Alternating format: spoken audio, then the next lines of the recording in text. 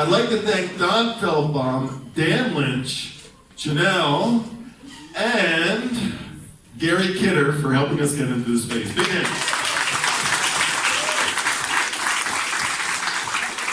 But most importantly, I always leave that for last, I'd like to thank all of you. Yeah. Because without you, we wouldn't be here at all. So give yourselves a big hand. Thank you very much. Because none of this would be possible without you. Whoever has a glass in your hand, raise it up. We're going to do a toast to the new office and to everybody here and our guests for good luck and prosperity. Yeah. Cheers!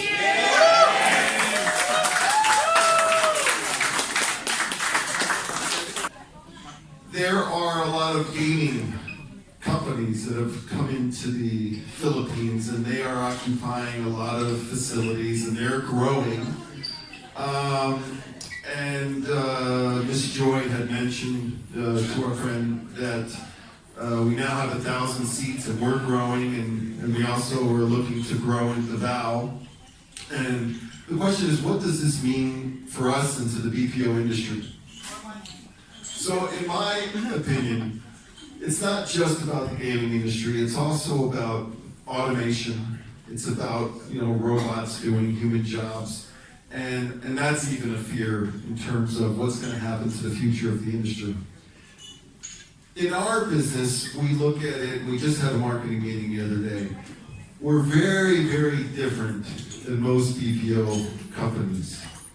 If you look around this room, you'll see what I mean. We have people from Russia, we have people from Cameroon, we have people from other parts of Africa, we have people from France and Germany and Japan and Korea. And so our approach to this industry and to those types of fears is that we approach new prospects that are more diverse in terms of what they're looking for, in terms of multilingual opportunities, in terms of opportunities that may require a little bit higher level of work that are maybe more complex in nature.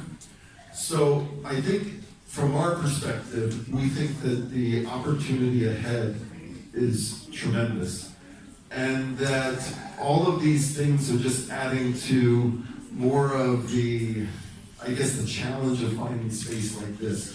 Because with specifically to your question, what is happening is the inventory of buildings is being reduced. Most of the BPO companies operate in pays-a-space. This is a pays-a-building. And if you look around right now at the buildings that are there for us to occupy and to rent, there's very few that are pays-a.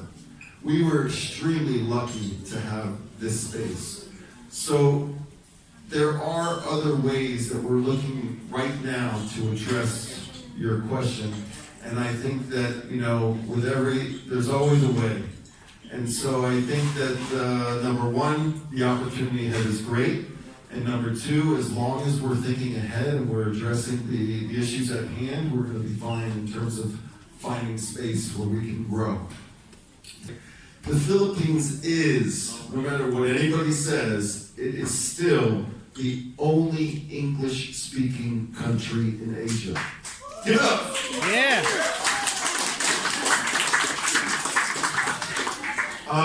You can thank Gloria the mole for that too. Does everybody remember the mole? Gloria? She was one of the first people to make English as a standard language in terms of the first language. She was. Now, so number one is the language, English, right? The ability to speak English. Very few countries have, for example, if you go to India, most of the films are in their native language, whereas here, if you go to the theaters, you'll find many of the movies in English, many of the English movies. So the language is number one in terms of a go-to country. And now, more than maybe 5 or 10 years ago, you have all of the major companies doing business in the Philippines. And by that I mean Apple, Google, Citibank, Microsoft. So it already has established itself in terms of credibility as a go-to country. And then, there are some challenges of, dealing with the government, but I think that the government is also making strides to make things easier. So it still is, in my mind, the number one go-to country when you speak of BPO opportunities. And we currently support about 25 clients. We conduct about 53 different work types across all of those clients in 5 locations in more than 25 languages. But what's very critical for our clients is that we are able to deliver better quality than any of their providers. So as a basic requirement, we would want for them to have the language proficiency. About 20% of our headcount speak foreign languages, and so we also have to conduct language proficiency exams for those specific languages. But there's also a requirement for other skill sets. So we support our customer service. We do customer service, we do online and content moderation, and we also do back office. And so there are basic tests that we administer, but I think at the end of the day, the most important thing that we look for would be the attitude. So the traits and the behavior, because without it, it's going to be hard to keep them motivated and keep them wanting to excel. So that's what's important for us. I have a follow-up question. So when you say, are you referring to tests in terms of us providing better quality? What are some of the ways that we would provide better quality than our competitors? So we don't settle for mediocrity. We keep ourselves busy. So as an example, one of our programs started off as a pilot. We support a question and answer platform. It was a pilot for an English content editing queue. And because we outperformed our competitor in terms of efficiency and quality, that paved the way for us to open the international.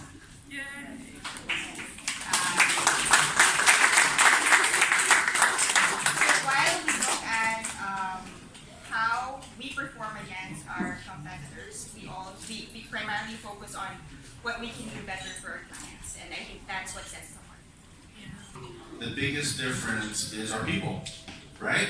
Yes. Your environment is what you make of it. And going back to what Joy said earlier, as far as how we hire, how we profile, how we bring people into the new company, is not just their work ability, but their overall personality and how they fit in with everybody else. So the core and the foundation of having a non-toxic environment, again, is the people, how they interact, and how we build the culture within the company. As we all know, this past June was Pride Month. So we were very much involved with being involved in promoting, and I think we're also donating, right, to some of the groups and as well as a parade. So like I mentioned earlier, culture, our people, uniqueness, we treasure that. So that's what makes us special, I think, and unique.